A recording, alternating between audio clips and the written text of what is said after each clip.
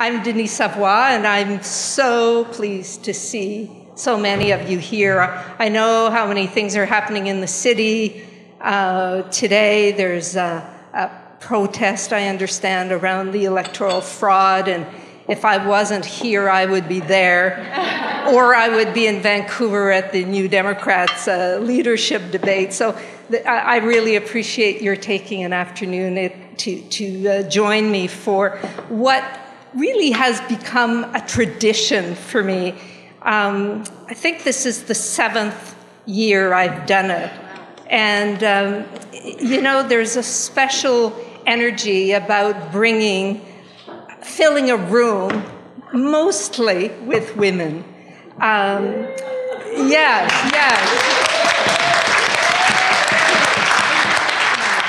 And, it's about bringing that energy that we have as women and the possibility of the change that implies. And somebody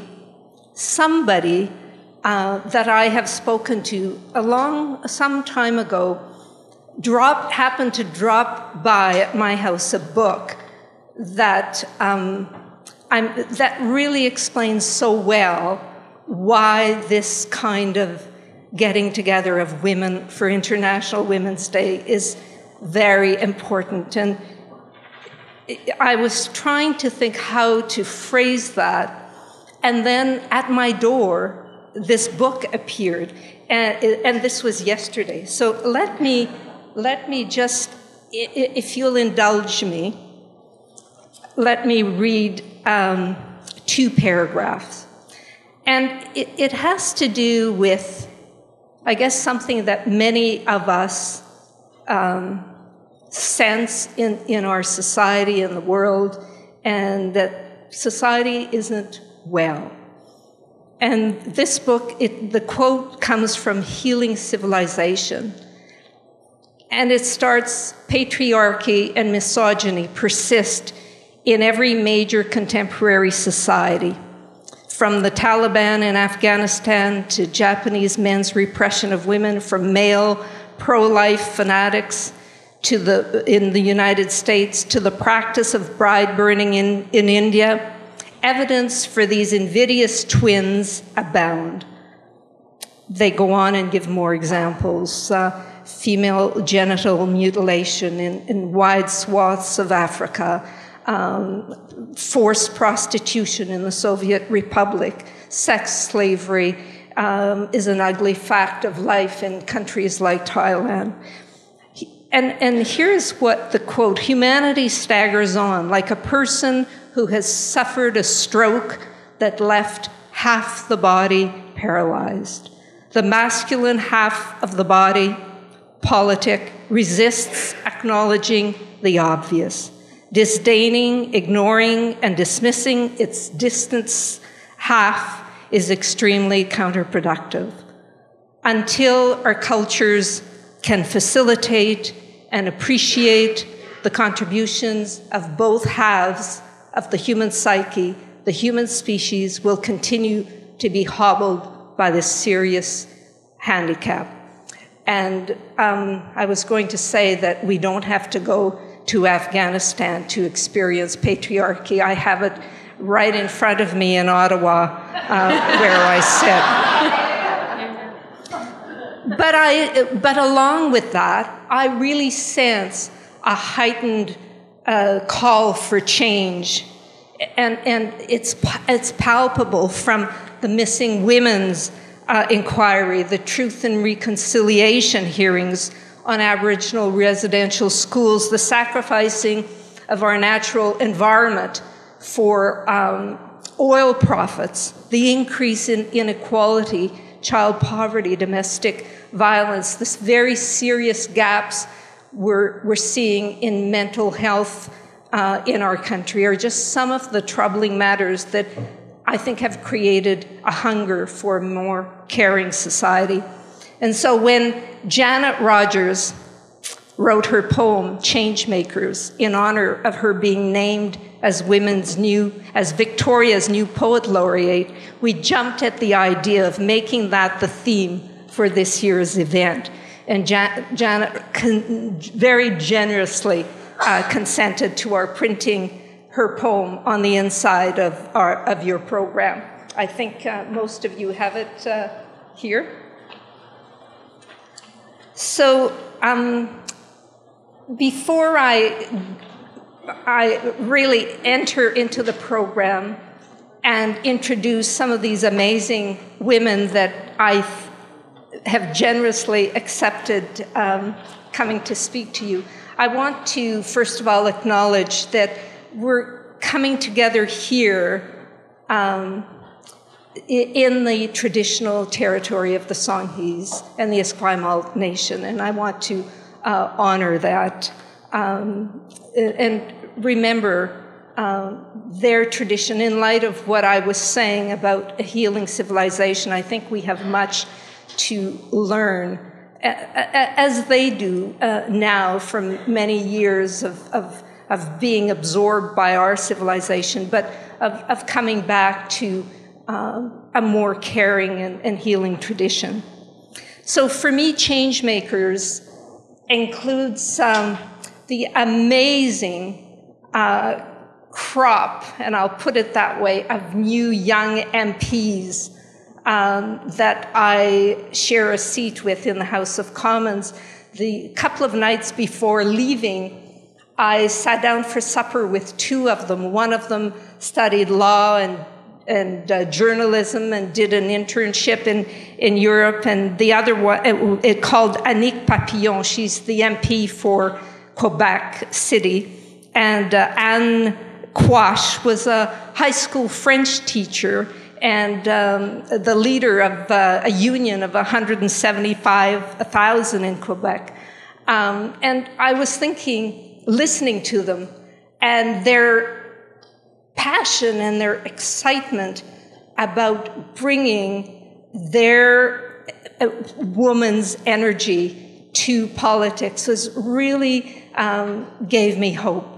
And they talked about something that I certainly feel as a native French speaker and coming from culturally from Quebec, that there's an increasing solitude between Western Canada and Quebec. And they talked about just brainstorming the number of ideas that they would like to explore to bring our country again closer together. And I thought, how encouraging is that? And then I think looking at you here, many of you, Victoria is flush with change makers.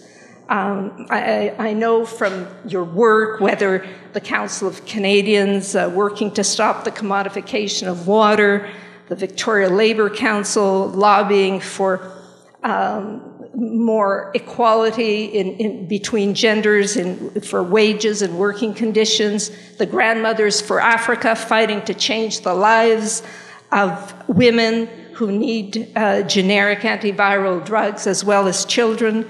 And I know you as women who've worked, for example, some of you to create the Bowker Creek Greenway, or house the homeless, or plant community gardens, or advocate for women in Afghanistan, or stop the sell-off of our schools, or nursing homes in our communities.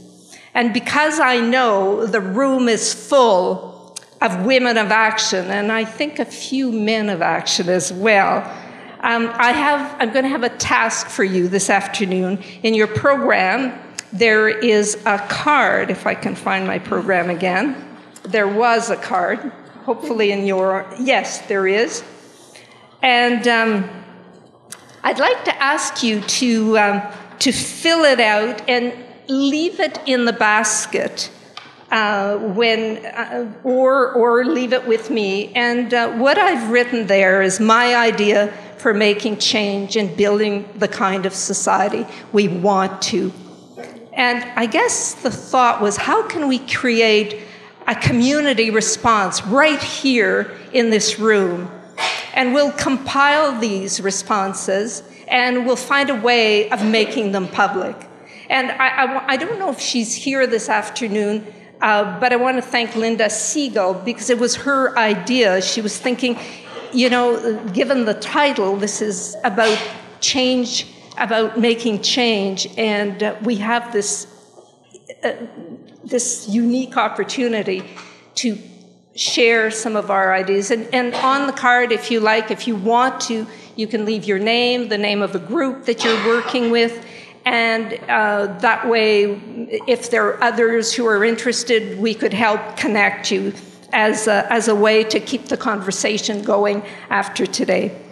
So I'd ask you to do that in the afternoon, before the end of the afternoon.